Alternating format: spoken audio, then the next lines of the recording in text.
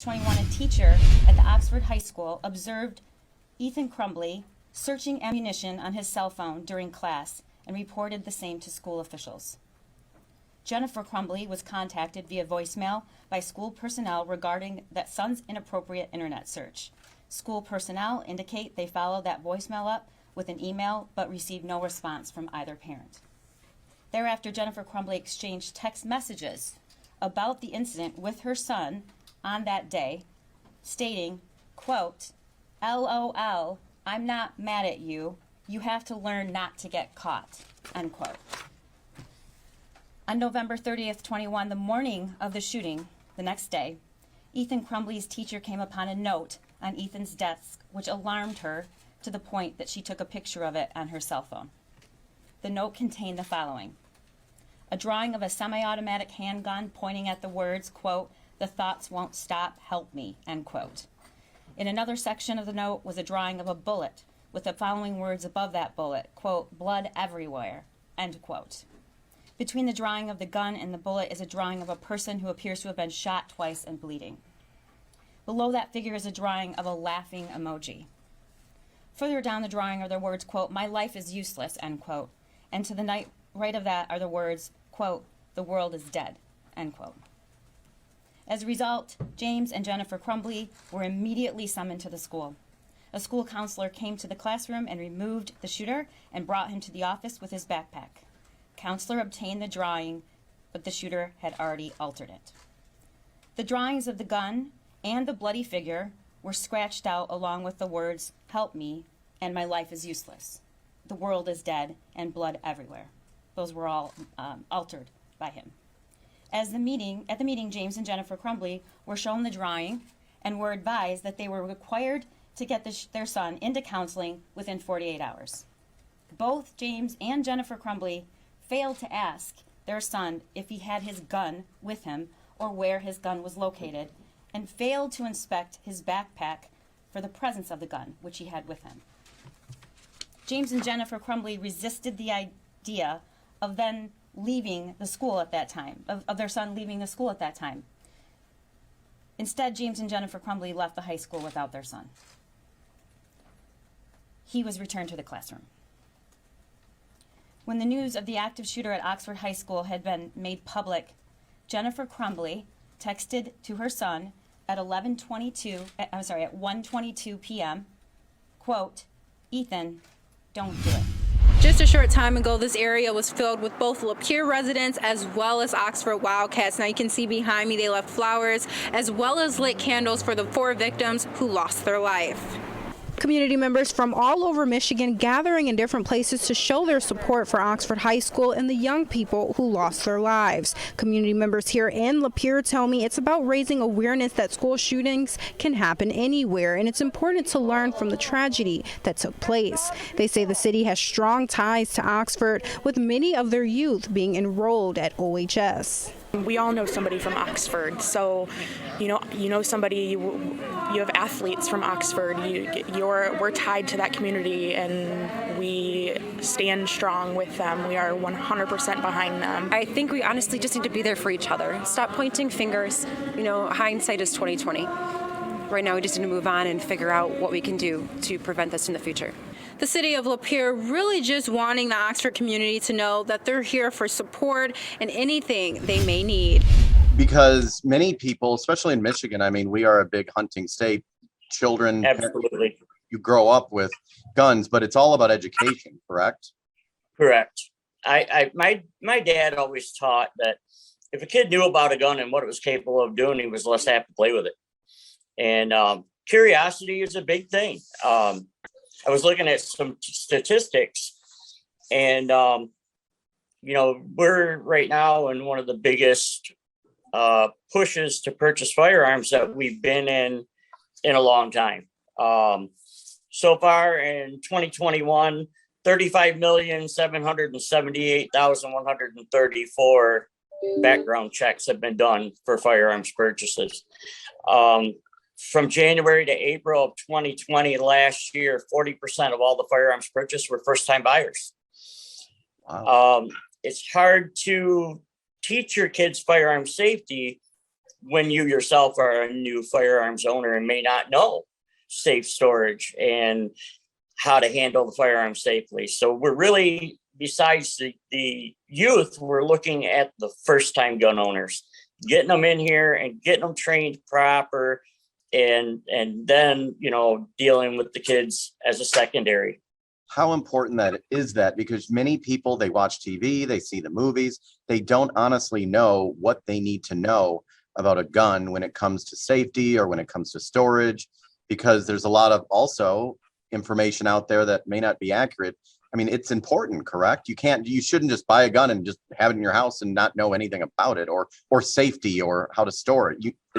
People need to know this stuff. Absolutely. It seems like the majority of the information that's out there that we're getting is from television, movies, and even worse, video games. So, you know, the mentality of, you know, shoot 'em up is more of it's more common than what we might think, because it's out there. There's violence in everything that we do. And I'm not by any means advocating violence, but let's be smart about it. Let's learn something and do it the right way. What are the rules, or what is the law when it comes to, for example, if a parent, you know, they get a weapon, what are the rules and the laws to secure it in the state of Michigan? What do they need to do? What do they have to do?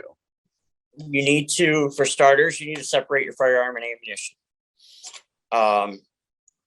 As far as your personal defense gun in your house, we tell everybody to store it in like a tabletop safe, something bolted down to your nightstand. Keep it in one spot. In a safe. Keep it locked up. And okay, so the ammunition is separate from the gun. Correct. Not with it inside the gun, not in the gun. Okay. Your firearm is always somewhere. You need to be vigilant about that. Know where your firearm is at all times. I've seen Facebook posts with somebody saying, "Oh, somebody broke in my car and got my gun." Why was your gun left in the vehicle? Why are you not actively locking that firearm up? Why don't you know where it is at all times? If you're not carrying your firearm, it needs to be locked up. So don't even put it. I've done stories. I worked in Pittsburgh, and it was a tragedy. Someone, a parent, put one on a top shelf in their bedroom, and the kid got to it. So that's why it needs to be like literally locked up. Correct. And that's where the firearms training for the youth comes in, because had that firearm not been hidden from that child, and, you know, the biggest mistake we make is we'll go buy a gun and then we don't tell our kids about it. And then the kids find it and they're like, "Oh, cool, let's play with it." Mm-hmm. Now, had that child known that firearm was there and had been instructed what not to do, then the outcome would probably be different. Most of the firearms accidents that occur in the United States, believe it or not, are from people age 25 and under. Wow. Is a good word respect? You need to respect the weapon. Absolutely. Yeah. Absolutely. Respect the firearm, but, you know, it's hard to show respect for something you don't understand. And kids need to understand it. And they need to know, okay, you know, mom and dad have a gun in the house. I know that this is what it can do and what it's capable of, and I know not to mess with it. Exactly. And that's not, and now there actually is laws in Michigan. I mean, if you don't secure your weapon, and we don't know what's going to happen in this case that happened in Oxford, they may or they may not charge the parent. We don't know. But they can, correct? If I have a weapon and it's not secured and something horrible happens, I, as a parent, I can be charged with a felony, correct? Yes, that you're responsible for that firearm. It's registered to you. Now, the only time you can loan a firearm in Michigan is if somebody, let me rephrase that. The only time you can loan a handgun in Michigan is if the individual has a CPL. So as an example, if you had your CPL, I could loan you a handgun. Any other time, that's a no-no, because really? that handgun's registered to you. In my mind, from what I've read on the situation in Oxford, the firearm was purchased for the suspect. We think, and the dad would have to be the one that registered that firearm in his name. So that being said, in the eyes of the law, the gun is the dad's gun. Is it because of the age? Can a 15-year-old legally do any of that?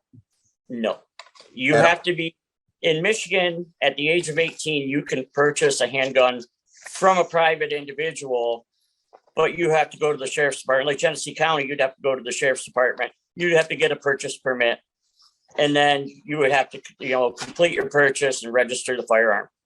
Now, in order to purchase from a dealer, like say you wanted to go to any licensed gun dealer, you have to be 21 to purchase from a dealer. Okay. Can a parent buy a weapon for, let's say, their 15, 16-year-old and say, here, son or daughter, here is a gift. This is yours. Is that legal? Legally, no. That would be considered a straw purchase. So, Okay. I mean, I can't buy a gun for you. So it doesn't matter if it's family. I mean, legally, it doesn't matter. No. In fact, hold on one second. Let me grab this piece of paper down here. A lot of people don't understand that, how that all works. If I have it handy. When we teach the law portion in a CPL class, one of the things that I go over is form that's used by all the gun dealers here. This is the ATF form. It's called 4473. And this paper is used, filled out for any firearm purchase, not just handguns. This is, if you go to a dealer and you want to buy a firearm, you have to fill this out. Okay. Now, in section 21, there's a series of questions that you have to answer. Now, if you don't answer the questions correctly, then the dealer can't sell to you. Okay. If you lie when you answer the questions, then you're lying on a federal document. That's a crime. Correct. This is section 21, and the questions are lettered A through E. And question A states, are you the actual transferee buyer of the firearm listed on this form and any continuation sheets? And then it goes on to say, warning, you are not the actual transferee buyer if you are acquiring the firearm on behalf of another person. Oh. If you're not the actual transferee buyer, the licensee cannot transfer the firearm to you. So. Okay, so if a 15-year-old legally can't own it or have it, so yeah, if you register it, you buy it in your name, like I can't put it all in my name and say, okay, son, just you have it, it's yours now. I'm still responsible for it. Correct. You are responsible for that firearm. So even if the child didn't steal it or take it, if the child went and did something horrible, even without taking it, or it doesn't matter. I'm responsible. Correct.